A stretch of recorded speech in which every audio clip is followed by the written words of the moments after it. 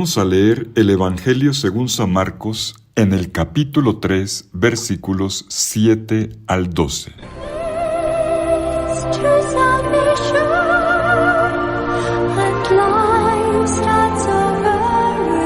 En aquel tiempo, Jesús se retiró con sus discípulos a la orilla del mar, y lo siguió una gran muchedumbre de Galilea. Al enterarse de las cosas que hacía, acudía mucha gente de Judea, Jerusalén, Idumea, Transjordania y cercanías de Tiro y Sidón. Encargó a sus discípulos que le tuviesen preparada una barca, no lo fuera a estrujar el gentío. Como había curado a muchos, todos los que sufrían de algo se le echaban encima para tocarlo. Los espíritus inmundos, cuando lo veían, se postraban ante él y gritaban: «Tú eres el Hijo de Dios». Pero él les prohibía severamente que lo diesen a conocer. Palabra del Señor. Gloria a ti, Señor Jesús. El pasaje de Marcos, en el capítulo 3, versículos 7 al 12, que acabamos de leer, es técnicamente un sumario. Esto es, una presentación condensada de la actividad misionera de Jesús. Este relato hace el puente entre la primera y la segunda sección de la narrativa de este Evangelio de Marcos. En pocas palabras, vemos cómo se describe el punto alto al cual ha llegado la irradiación de la buena noticia del reino de Dios. Nuestro pasaje tiene dos partes. El narrador da cuenta, primero, de cómo se extiende el ministerio público de Jesús en una amplia cobertura geográfica. Lo podemos ver en los versículos 7 al 9 de este capítulo 3 de Marcos. Luego se enfoca en la acción sanadora y exorcística de Jesús con esta gran multitud. Versículos 10 al 12. Podemos notar esto. Hay un hacia afuera y un hacia adentro. El amplio número de personas a la que ella y por lo que al número de personas que apretuja llegando donde Jesús y lo que ocurre dentro de estas personas. En el trasfondo del escenario, seguimos acompañados por el mar de Galilea. Este es el horizonte geográfico de toda la primera parte del Evangelio según San Marcos. Pues es aquí donde Jesús se retira, después de haberse dado cuenta del acto de las autoridades religiosas judías que querían matarlo una vez que él ha curado al hombre de la mano seca.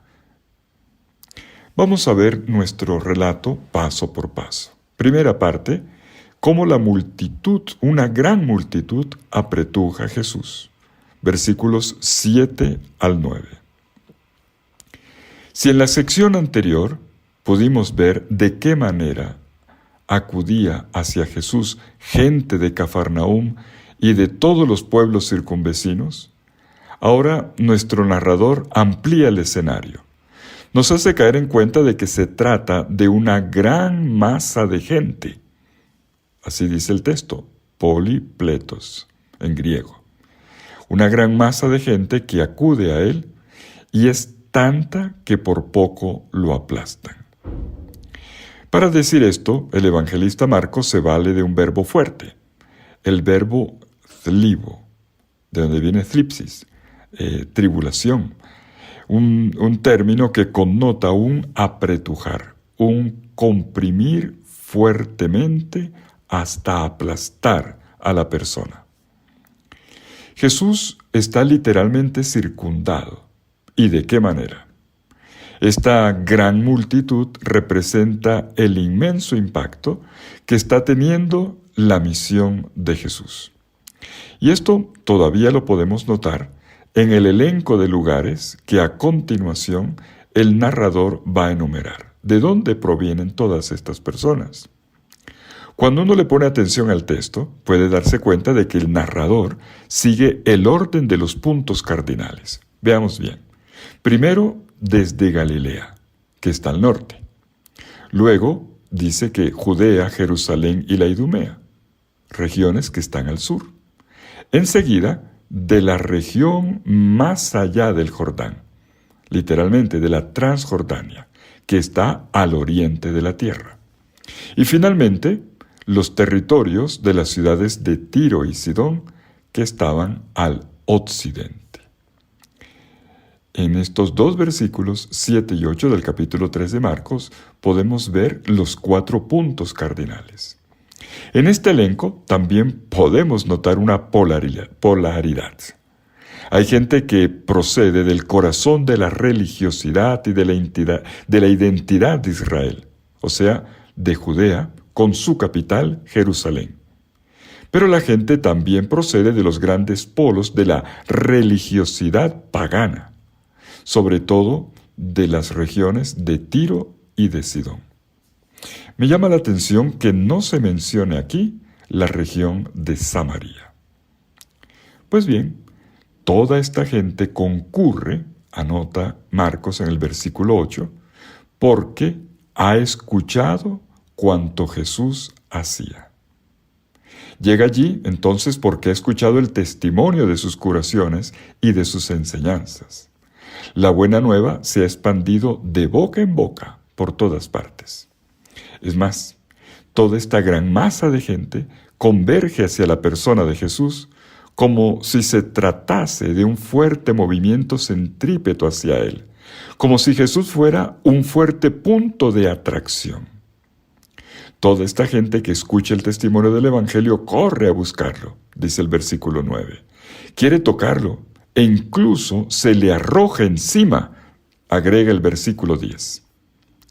Es claro que el Evangelio es novedad, que llama, que convoca, que atrae hacia Jesús porque Él es palabra de vida.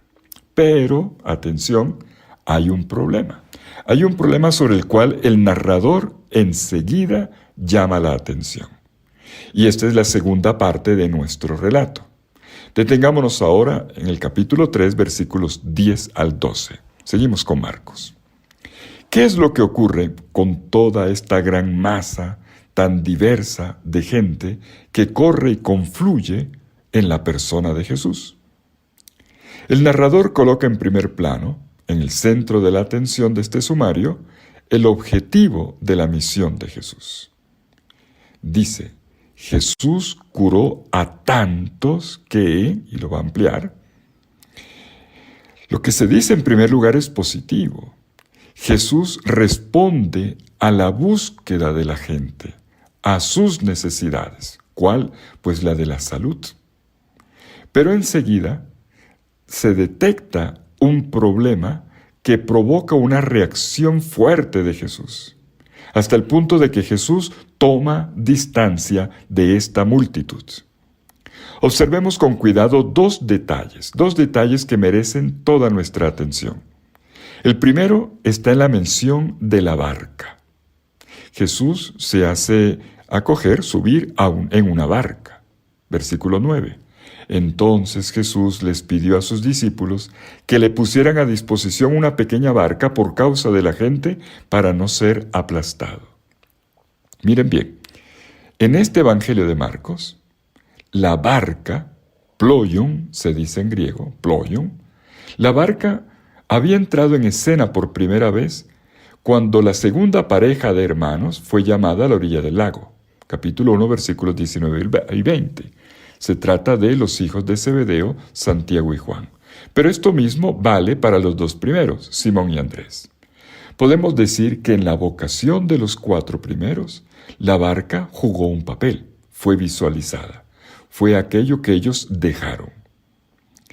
Una barca que les daba su identidad de pescadores. Aquella barca había sido abandonada. De hecho, este fue uno de los indicadores de la condición de la renuncia para seguir a Jesús, como lo dice el versículo 20 del capítulo 1. Y dejaron a su padre Zebedeo en la barca con los jornaleros. ¿Para qué? Para irse detrás de él. Junto con la barca, dejaron también al papá, a los empleados, las redes, todo su mundo familiar, sus relaciones sociales y las garantías económicas que les daban seguridad, que les daban dignidad, que les daban autonomía. Pero resulta que ahora vuelve la barca. Jesús les pide que pongan a su disposición, literalmente, una pequeña barca. Cambia el término ahora en griego, ploarion se dice. Una pequeña barca para que no lo aplasten. Podemos ahora entender mejor el sentido de la renuncia desde el día en que comenzaron a seguir a Jesús. La llamada implicaba no solo un abandonar, sino también un apropiar. Es decir, explico, dejando el oficio de pescadores, los discípulos fueron llamados a apropiarse de la nueva tarea de pescadores de hombres. Es más, abandonando la autoridad del papá, de papá Zebedeo, estos dos hijos fueron llamados a someterse a la autoridad, al direccionamiento de Jesús de Nazaret. Dejada la barca del papá, los discípulos son invitados a subir en otra barca que parece evocar la imagen de la nueva comunidad discipular que se está conformando en torno al Maestro. El versículo 9 del capítulo 3 es claro. Jesús pide que los suban a la barca para que no lo aplasten. Hay una toma de distancia ahora con respecto a la masa de gente. Gracias a una barca, Jesús puede mantener una especie de distancia de seguridad ante las exigencias de la gente y al mismo tiempo permitirse una relación de intimidad con los discípulos que ha llamado, al menos los primeros. De esta manera comienza la diferenciación que es típica en el discipulado jesuánico, tanto en Marcos como en los demás evangelios, entre el ser multitud y el pertenecer ahora al grupo de los discípulos. De aquí en adelante, Marcos va a hacer un uso significativo, masivo, del verbo embarcar. Los discípulos se embarcarán varias veces. Embaino se dice en griego, término que encontramos en 4.1, 5.18, 6.45, en el capítulo 8 dos veces, en los versículos 10 y 13. Cada vez que Jesús se embarca, parece distinguir, separando a sus discípulos de otros que lo buscan solo por necesidad, por interés o por mera curiosidad. Dicho de otra manera, la barca establece una delimitación y crea un espacio privilegiado que Jesús comparte de forma exclusiva con sus discípulos. Vista desde fuera, la barca es para la multitud el lugar desde el cual Jesús enseña, como ya vimos, o como vamos a ver mejor, en el capítulo 4, versículo 1. En cambio, para los discípulos, es más bien el medio que los congrega como comunidad y el instrumento al cual se le confía el reto misionero de llegar hasta la otra orilla de este lago de Galilea.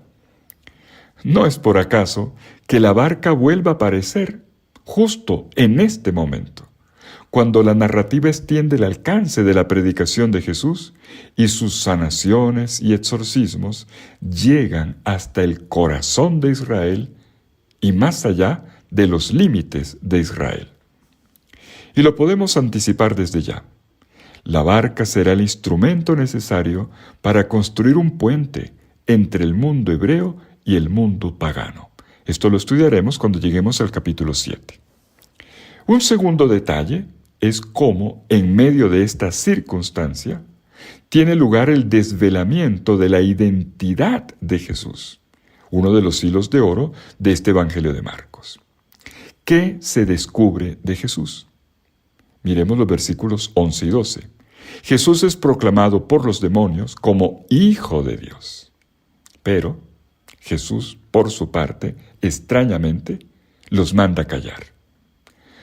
Lo que los espíritus hacen es descrito del mismo modo que la gente intenta aplastar a Jesús, o sea, como una amenaza para Jesús. El verbo griego que aquí aparece, epipipto, que es arrojarse, alude a una cierta agresividad, a una cierta violencia sobre el cuerpo de Jesús, del cual él quiere sustraerse. Y esto ocurre al tiempo que los discípulos, que los espíritus impuros le están gritando: tú eres el Hijo de Dios. Esto es importante. Jesús había sido presentado como Mesías e Hijo de Dios, ¿verdad? Desde la primera línea de este Evangelio de Marcos, en 1:1. Luego, en el relato del bautismo, fue el Padre Dios, el mismísimo Dios, quien se refirió a él como su Hijo amado. Capítulo 1, versículo 11. Y ahora, curiosamente, los únicos que lo han reconocido como Hijo de Dios han sido solamente los espíritus impuros, los demonios. Y podemos notar incluso una progresión. En el primer milagro de este evangelio, que ya estudiamos, el exorcismo en la sinagoga de Cafarnaúm, Jesús fue reconocido por estos espíritus como el Santo de Dios. Así lo vemos en el capítulo 1, versículo 24. Ahora, en este capítulo 3, en el versículo 12, ya no le dicen santo, dicen el Hijo de Dios. Además, en la primera ocasión, aquella de la sinagoga, el espíritu impuro le gritaba. Ahora los espíritus no solo le gritan, sino que se arrojan a sus pies como si fuera un gesto burlesco e irónico de adoración, una adoración mentirosa. Y aquí la reacción de Jesús es la de siempre. Los manda a callar. ¿Por qué?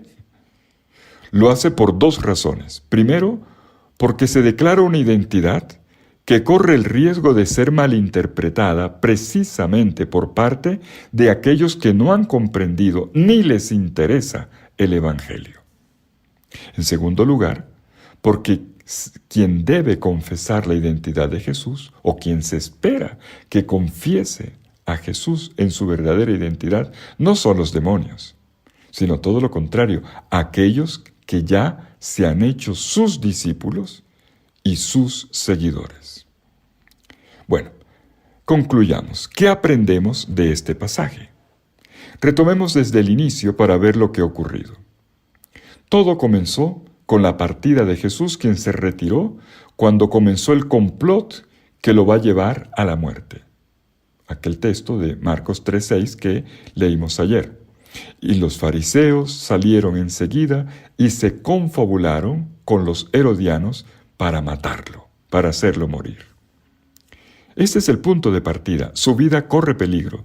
Peligro porque, sin embargo, no solo los adversarios de Jesús deciden matarlo, personas de alto rango, sino que aparece un ambiente todavía más amenazante. Y Jesús se va para otro lado. Jesús va más lejos. Vemos que no solo se aleja de sus enemigos, sino que luego se aleja también de esta multitud tan numerosa y ansiosa que ha venido donde Él para que la sane, pero Jesús corre el riesgo de que lo aplasten. La gente se lanza sobre Él para tocarlo, para obtener, por el simple contacto con Él, un beneficio, una curación, un milagro. Y Jesús, por su parte, toma distancia. Lo hemos visto. Se escapa de allí. Él sabe reconocer el peligro. Y con esto Jesús no nos está enseñando el arte de la evasión, porque Jesús no se aparta para buscar su tranquilidad personal. En realidad Jesús se distancia, atención, de la forma incorrecta de ser sus discípulos. La multitud casi parece querer secuestrar a Jesús porque tiene expectativas que son muy de ellas. Esperan sanación, esperan una palabra sabia, esperan una indicación de lo que está bien y de lo que está mal. Y todo esto en principio pues estaría bien, Pero estas expectativas aplastan a Jesús, ahogan su palabra.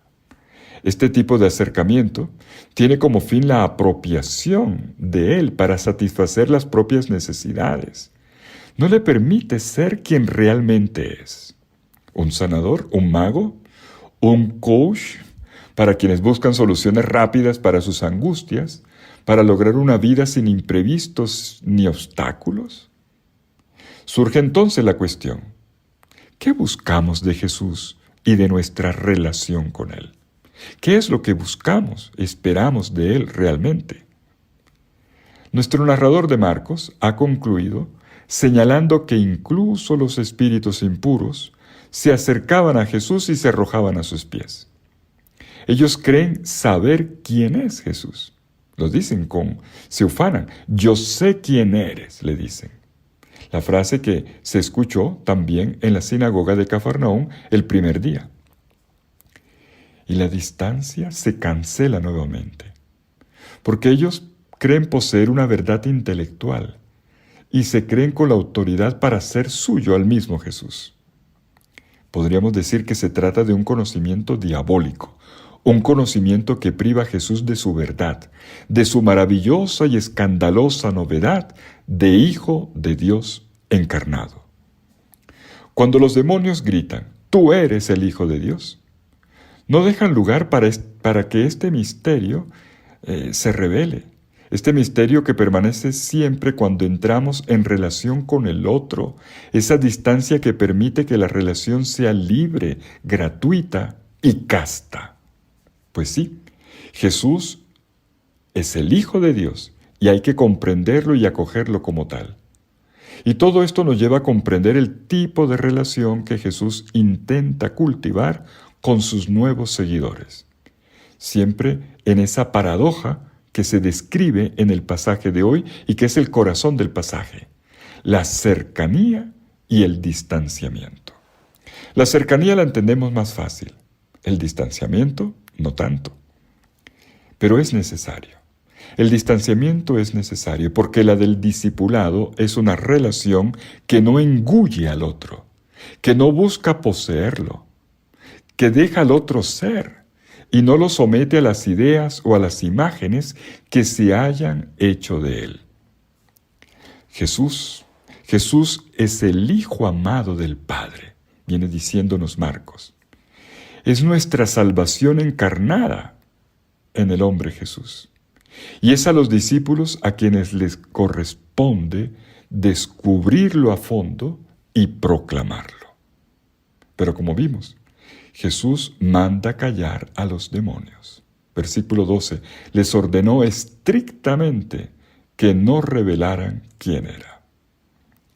Podemos concluir entonces, en pocas palabras, que no es solo diciendo con palabras que salen de la boca algo que se pueda quedar en la mera teoría, sino solo acogiendo a Jesús como tal, como Él es, incorporándolo amorosamente en nuestra vida.